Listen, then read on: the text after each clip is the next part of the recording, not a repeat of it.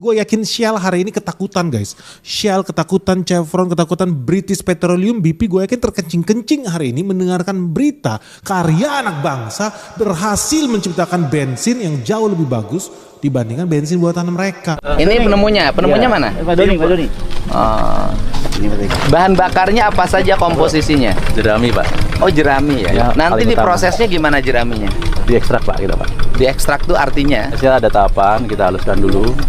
mesinnya di Indonesia ada. Kita Bikinan kita sendiri, Pak. Oh, rakit sendiri.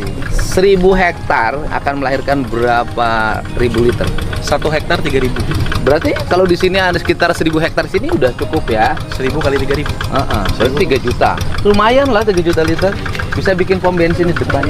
Udah saya nanti udah mulai kerja sama saya.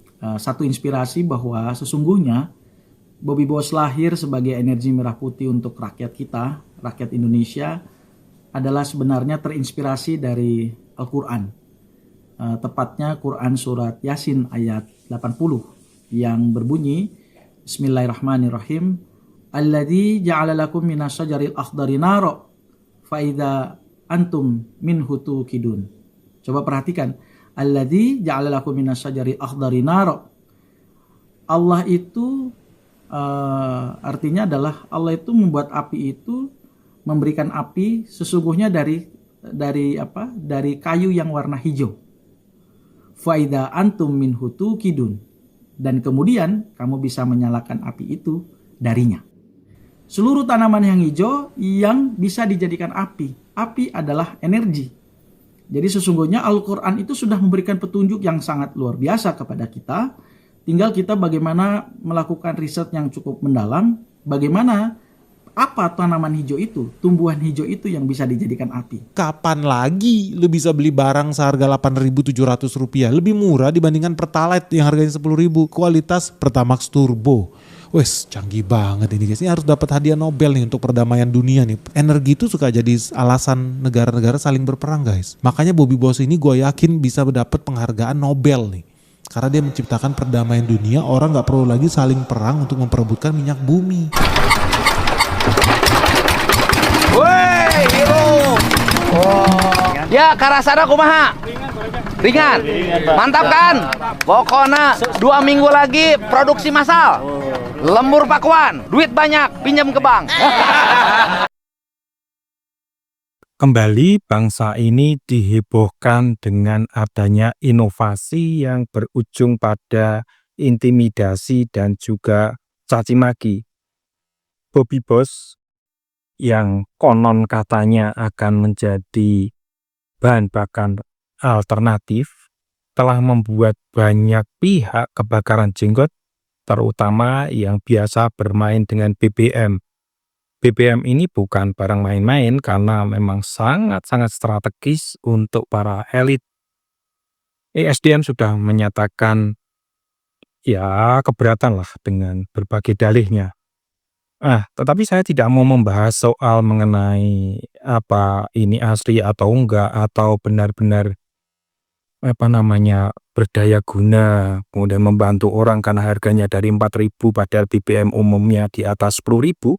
Bukan itu, tetapi bagaimana inovasi itu berujung pada caci maki di bangsa ini.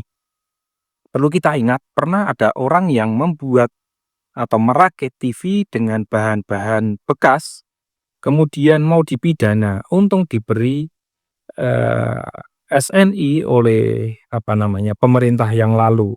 Ada juga orang yang bisa membuat pistol atau senapan rakitan ditangkap karena bisa membahayakan negara. Padahal ini bukan soal membahayakan negara, harusnya adalah difasilitasi, misalnya dipekerjakan di Pindad atau bagaimana.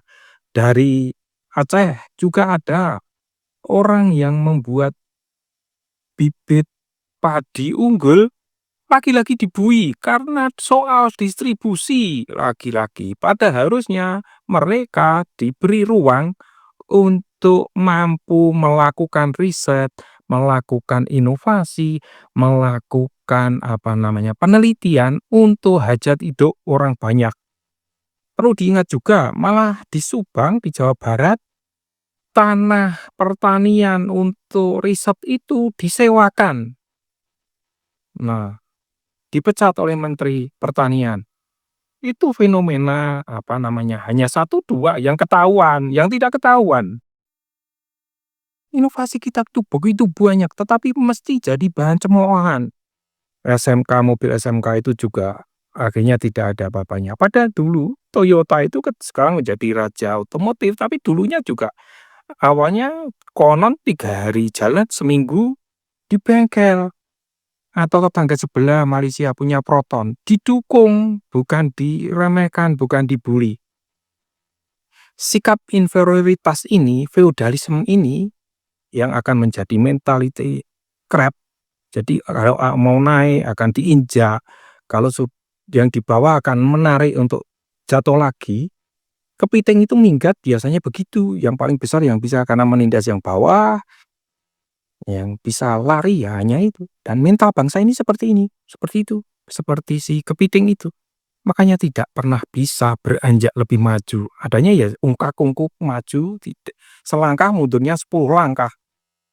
Konon katanya mau Indonesia emas tahun 2045. Yang ada malah sebetulnya Indonesia cemas itu tepat.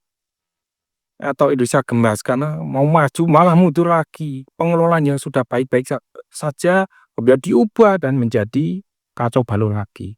Kembali soal inovasi yang berujung pada caci maki. Kita tidak pernah mendengar riset kita memberikan harapan untuk lebih baik. Petani Thailand itu bisa berdaya, bahkan berjaya karena pemerintah hadir untuk memberikan reward yang sangat memuaskan bagi petani. Di sini petani makan malu.